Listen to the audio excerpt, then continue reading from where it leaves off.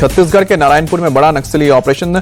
सुरक्षा बलों ने 26 से अधिक नक्सलियों को किया ढेर। नक्सलियों से एनकाउंटर में डीआरजी के एक जवान शहीद। छत्तीसगढ़ के उप मुख्यमंत्री विजय शर्मा ने दी नक्सली एनकाउंटर की जानकारी। कहा कि एनकाउंटर के बाद सर्च ऑपरेशन अभी जारी। छत्तीसगढ़ के नारायणपुर में हुई मुठभेड़ पर बोले डिप्टी सीएम अरुण साव, हमारे सुरक्षा बल के जवान मजबूती से काम कर रहे हैं। 2026 तक बस्तर नक्सल मुक्त होगा। जासूस ज्योति को पाकिस्तान से समर्थन। पाकिस्तान के कई पत्रकार सामने आए। भारत पर पत्रकारों को परेशान करने का आरोप लगाया। रामपुर से गिरफ्तार शहजाद का बड़ा खुलासा। यूपी के कई इलाकों में आतंकी हमलों की आशंका। पूछताछ में आईएसआई से संबंध होने की बात भी कबूल की। व्हाट्सएप के जरिए आईएसआई के संपर्क में था शहजाद। ज्वेलरी कारोबार की आड़ में जासूसी करता था। नूह से गिरफ्तार जासूस तारीफ पर खुलासा। सिरसा एयरबेस की जानकारी साझा की थी। आसिफ बलोच जाफर के कहने पर जानकारी दी। सिरसा एयरबेस पर पाकिस्तान ने दागी थी मिसाइल।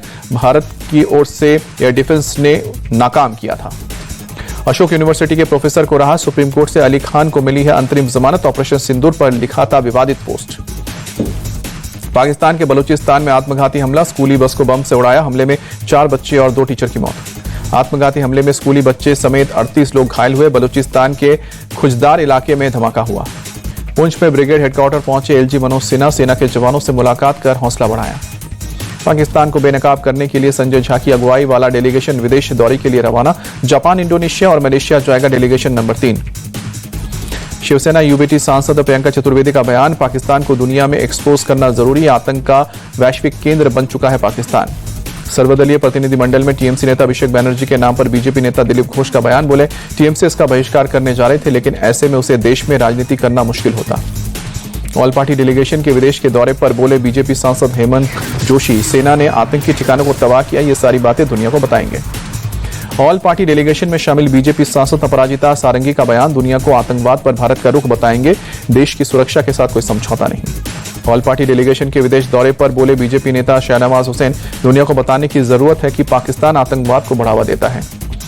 कांग्रेस नेता जयराम रमेश का बड़ा बयान। मुद्दे से ध्यान भटकाने के लिए डेलीगेशन भेज रहे हैं मोदी। कठिन सवालों का जवाब देने से बचने की कोशिश। खड़गे के बयान पर बीजेपी के राष्ट्रीय महासचिव तरुण चुग का पलटवार। कहा कि ऑपरेशन सिंदूर को छोटा युद्ध कहना सेना की शहादत का अपमान। ये राष्ट्र विरोधी मानसिकता का प्रमाण। राजस्थान के बूंदी में सेना के सम्मान में निकाली गई तिरंगा यात्रा। लोकसभा स्पीकर ओम बिरला शामिल हुए। दिल्ली में सेना के सम्मान में तिरंगा यात्रा में सीएम रेखा गुप्ता शामिल हुई। मंत्री मनजिंदर सिंह सिरसा, आशीष सूद ने भी हिस्सा लिया।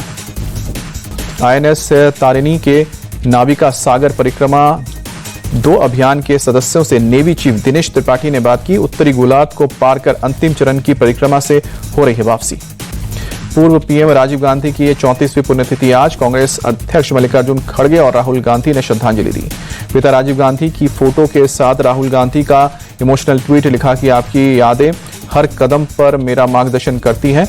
आपके अधूरे सपनों को साकार करना ही मेरा संकल्प है। राजीव गांधी की पुण्यतिथि पर मल्लिकार्जुन खड़गे का ट्वीट लिखा, 21वीं सदी के भारत के निर्माण में राजीव गांधी की अद्वितीय भूमिका।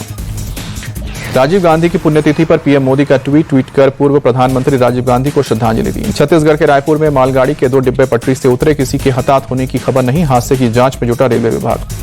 पश्चिम बंगाल के कोलकाता में बेरोजगार शिक्षकों का धरना जारी। शिक्षक लाठीचार्ज के बावजूद 5 दिनों से कर रहे हैं प्रोटेस्ट। झारखंड के पंचायती राज सचिव विनय चौबे गिरफ्तार। स्टेट एंटी करप्शन ब्यूरो ने करीब 5 घंटे की पूछताछ के बाद अरेस्ट किया।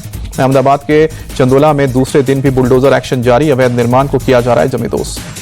चंदोला तालाब इलाके में 32 धार्मिक इमारतों पर एक्शन। 13 मस्जिदों और 19 मंदिरों को गिराया जा रहा है। गुजरात के जामनगर में अवैध निर्माण पर चला बुलडोजर। नदी किनारे बने निर्माण को हटाया जा रहा है। कार्रवाई के दौरान बड़ी संख्या में पुलिस बल रहा तैनात। प्रशासन ने 100 अवैध निर्माण को तोड़ने का नोटिस भी दिया था। गुजरात एटीएस ने 2 साइबर अपराधियों को किया गिरफ्तार। भारतीय वेबसाइट्स को करते हैं हैक। करीब 20 भारतीय सरकारी वेबसाइट को हैक करके यूट्यूब चैनल पर शेयर करते थे। दिल्ली के कोटला सेवानगर मार्केट में भीषण आग लगी। कई दुकानें जलकर राख हुई।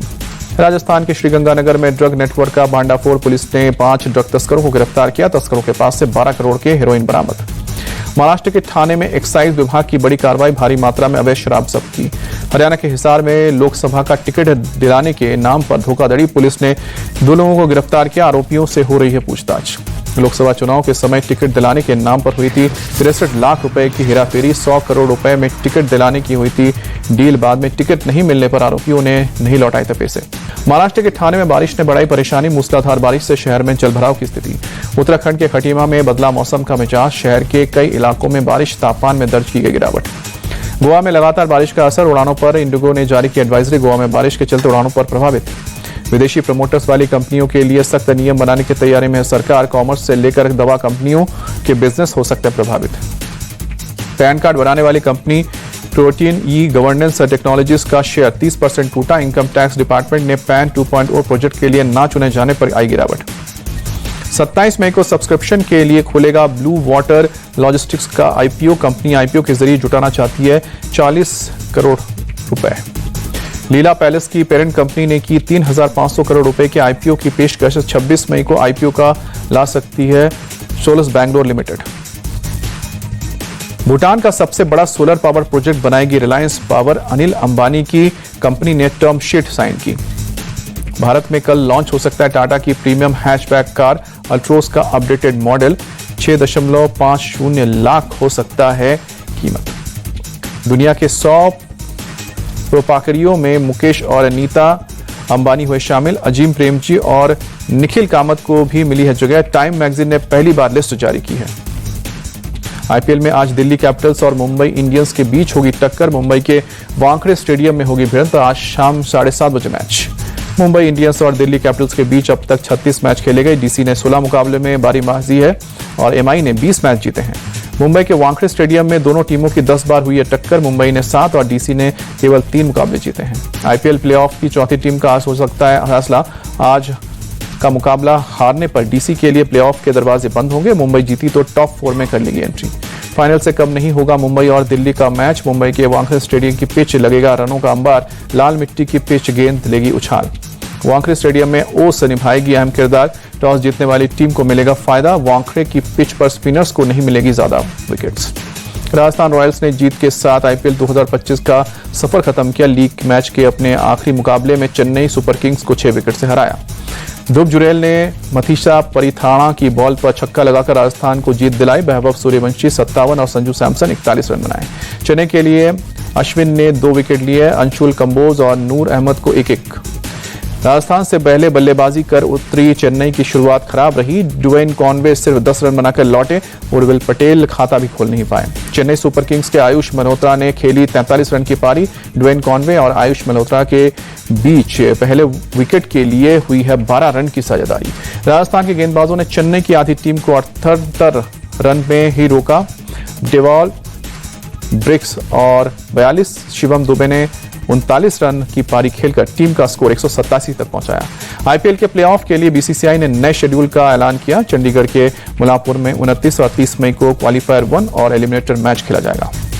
आईपीएल का 65वां मैच बेंगलुरु से लखनऊ शिफ्ट। आरसीबी और एसआरएच के बीच होगी टक्कर। अहमदाबाद के नरेंद्र मोदी स्टेडियम में होगा फाइनल। दिग्वेश राठी को हैदराबाद के बल्लेबाज अभिषेक शर्मा से पंगा लेना महंगा पड़ा। बीसीसीआई ने 1 मैच का लगाया बैन। मैच फीस का 50% लगा जुर्माना। दिग्वेश राठी पर आचार संहिता का उल्लंघन करने का आरोप। तीसरी बार तोड़ा नियम। गुजरात के खिलाफ नहीं खेलेंगे मैच। मुंबई इंडियंस ने 3 खिलाड़ियों के रिप्लेसमेंट का किया ऐलान। जॉनी वेरस्टो, रिचर्ड ग्लेसिन और चरित असलंगा को टीम से जोड़ा। रायन रिकल्टन, विल जैक्स और कार्बिन बॉस की जगह लेंगे। मुंबई इंडियंस ने तीनों खिलाड़ियों को 7 करोड़ में खरीदा है। जॉनी बेस्टो को 5 करोड़ 25 लाख रुपए में, रिचर्ड ग्लिसन को 1 करोड़ और चरित असलंगा को 75 लाख में खरीदा है। चेन्नई सुपर किंग्स के कोच स्टीफन फ्लेमिंग ने दिया बड़ा बयान। बोले कि अनुभवी खिलाड़ियों से जीते जाते हैं टूर्नामेंट। टीम में अनुभवी खिलाड़ियों का मिलता है सपोर्ट। स्टीफन फ्लेमिंग बोले आईपीएल सीजन 19 के लिए खड़ी करेंगे युवा खिलाड़ियों की टीम। आयुष मल्होत्रा, उर्विल पटेल और नूर अहमद को करेंगे ज्यादा से ज्यादा प्रमोट।